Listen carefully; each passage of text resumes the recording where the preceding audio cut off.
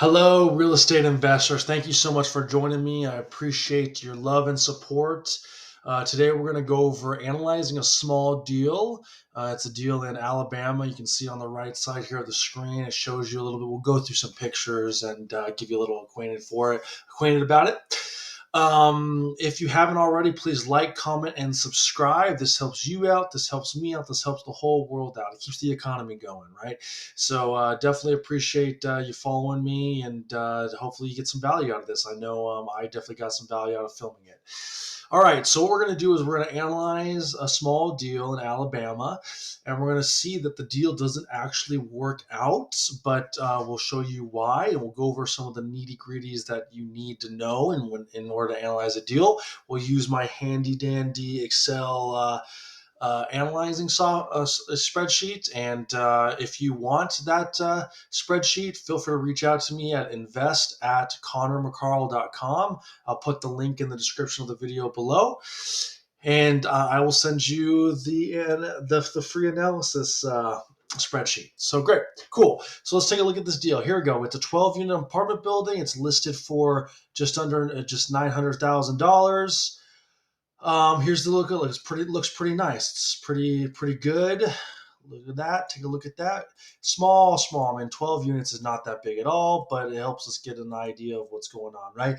Now, if you're normally analyzing this, you want to read all this stuff. You want to learn, about where it is located and all that kind of stuff. But right now, we're just going over the quick analysis to see if the financials even make sense, right? If the financials don't make sense, we're not going to worry about it. Okay.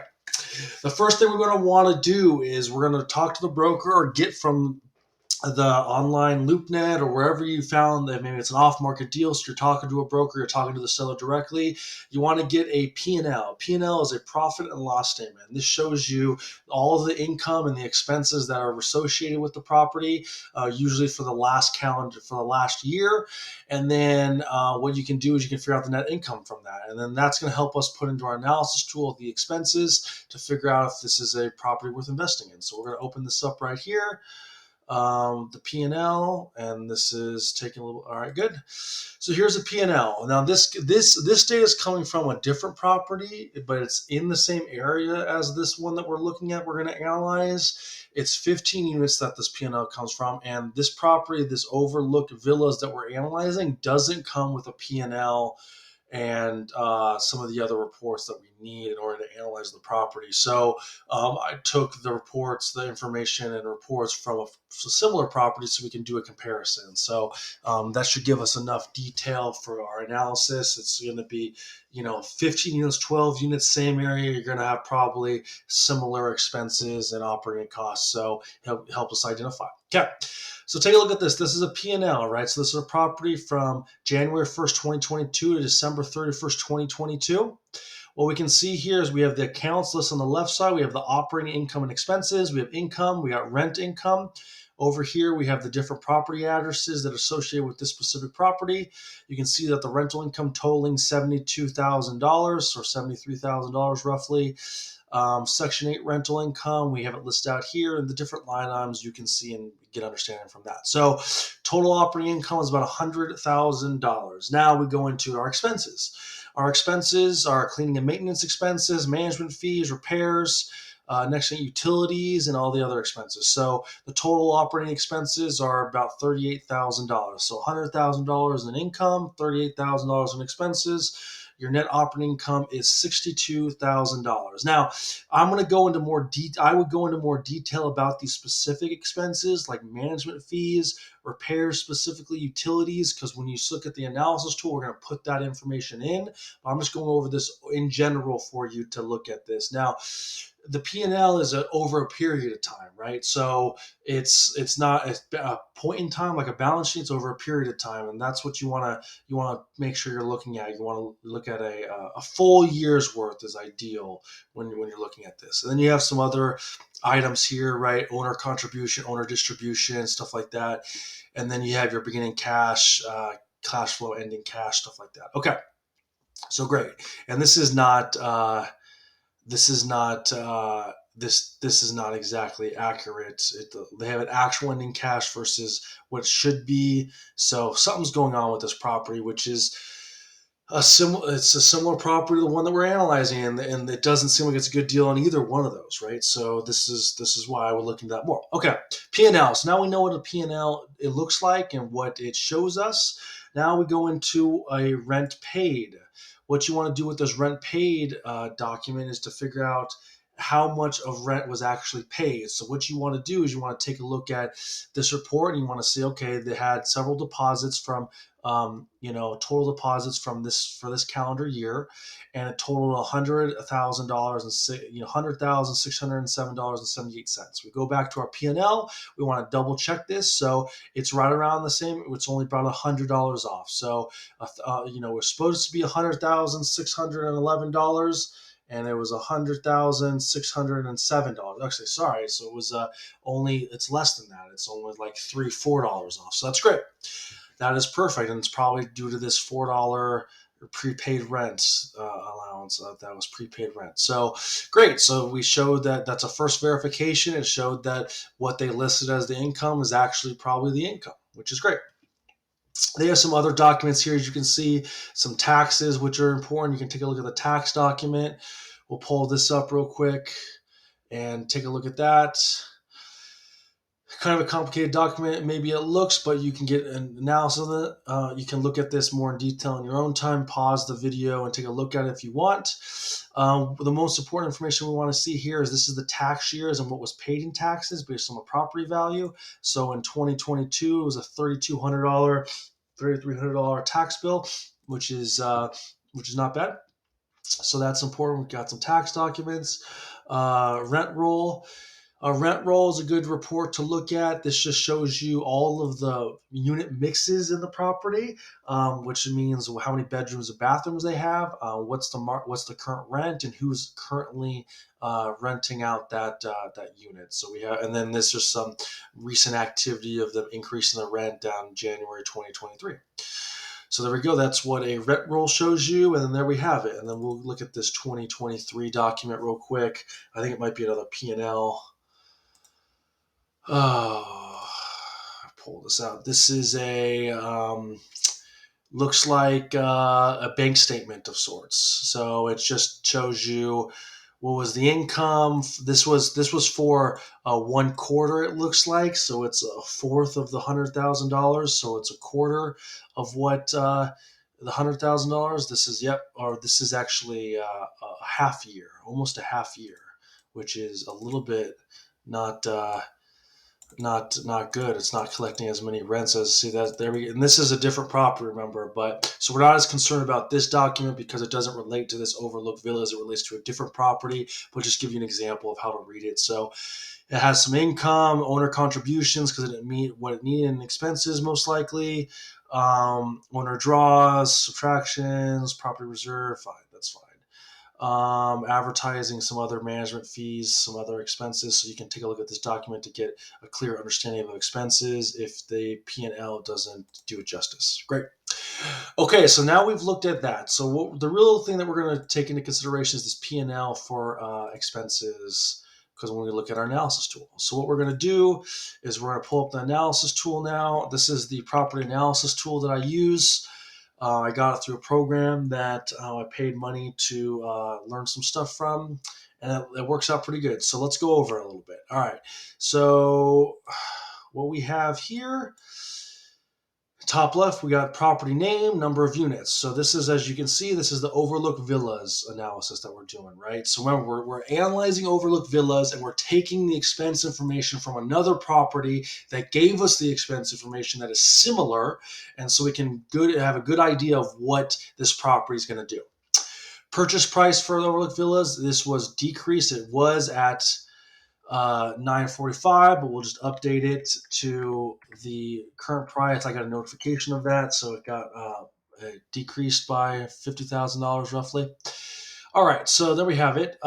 We have our gross collected rent, gross scheduled rents. We put in that rent, so that's $107,700. And what I did with this is I have a sheet here, and I just took because basically what this says is what the seller says and what ours says. And what I did is I took the rent roll, I put it on the sheet here, and I totaled up all of these what they should be per month, and then you just multiply this number by 12 to get the yearly expected scheduled rents, and then that's what that number is. So that's what that analysis is. We have a vacancy rate, so I put a 17% vacancy rate in there, just because of the 12 units. If one or a couple of units goes out, then we have a 17% vacancy rate.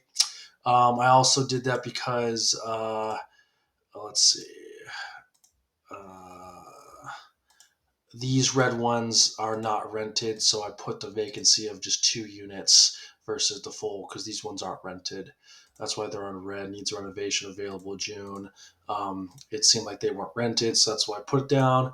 So that's fine. We can also make an adjustment. You want your vacancy rate roughly to be 95%. 100% you don't want. You need to raise rent if your occupancy is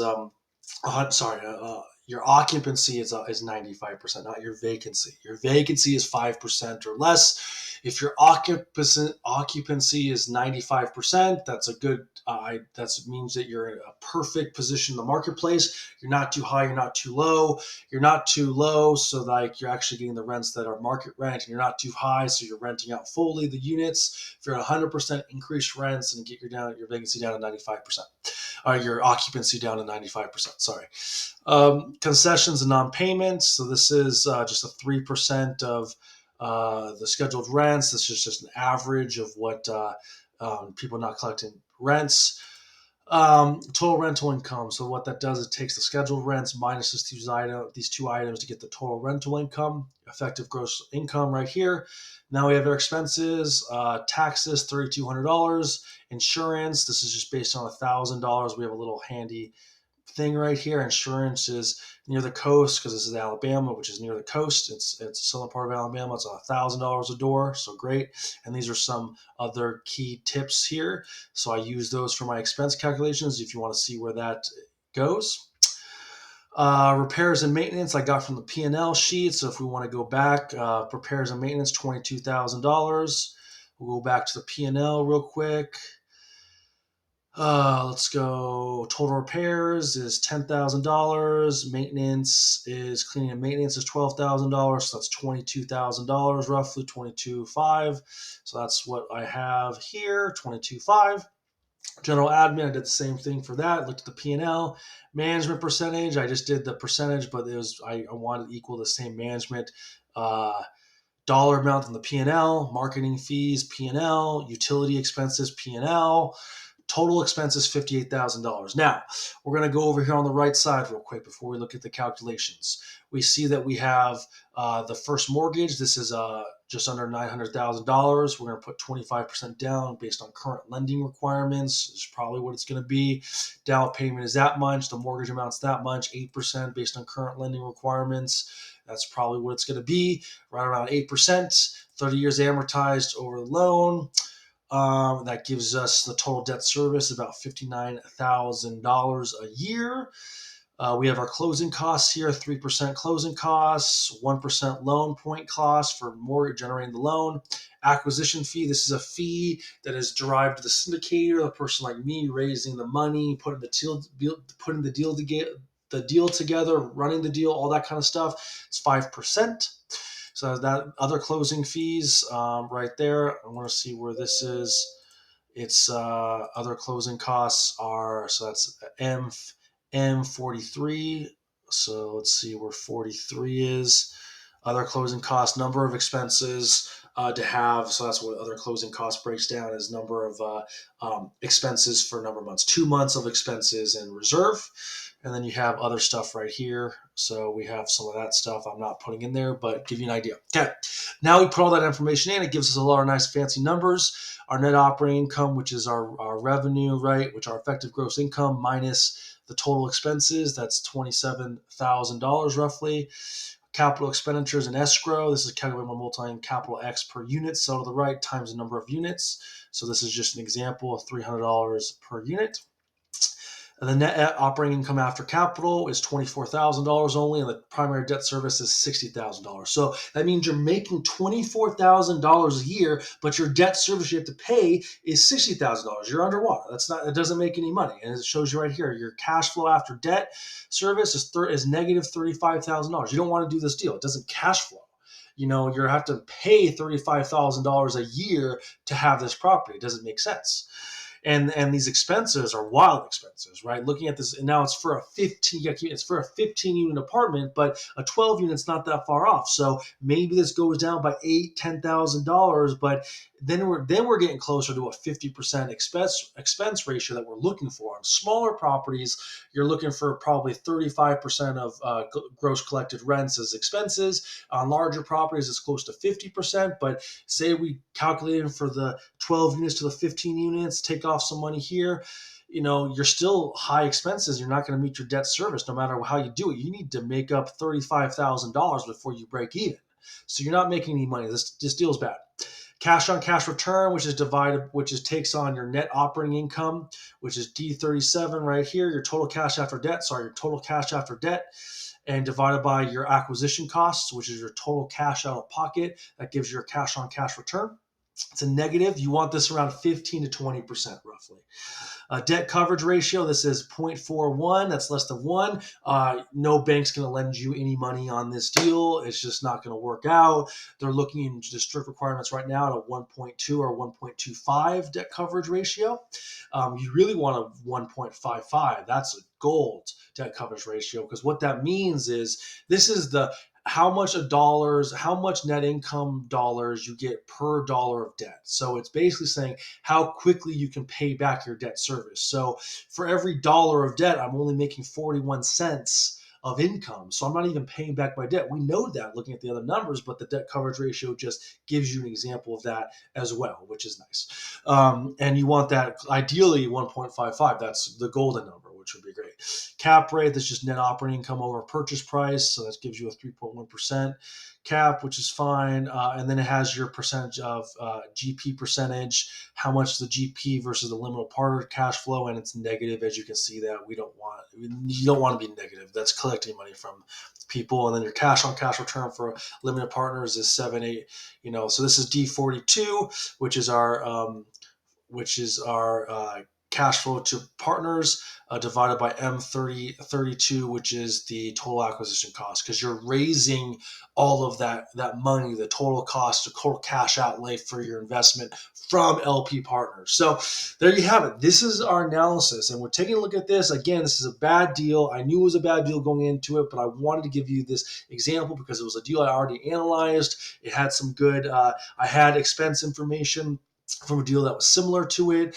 We have the lookout there. You can see it's an active deal that if you want to spend money and own this property, then go to Lupin and buy this deal. If you want to spend $35,000 a year to have a deal that doesn't make any money, it costs you $35,000 a year, then great, then go ahead and do it. You'll spend $300,000 to spend $35,000 a year to not make any money. That would be awful. So there you have it. There's our analysis, and there's several ways you can do this. This is one sheet, and again, if you want this sheet, reach out to me at invest@connormccarl.com. The link will be in the description. I'll send you this free. I paid money for it, but you can have it free, and that's great. So hopefully this helps you. This helps me out a lot when looking at my deals and figure out if it's a deal worth investing in. So without further ado, happy apartment hunting, and your fellow multifamily real estate investment expert, Connor Scott McCarl, out.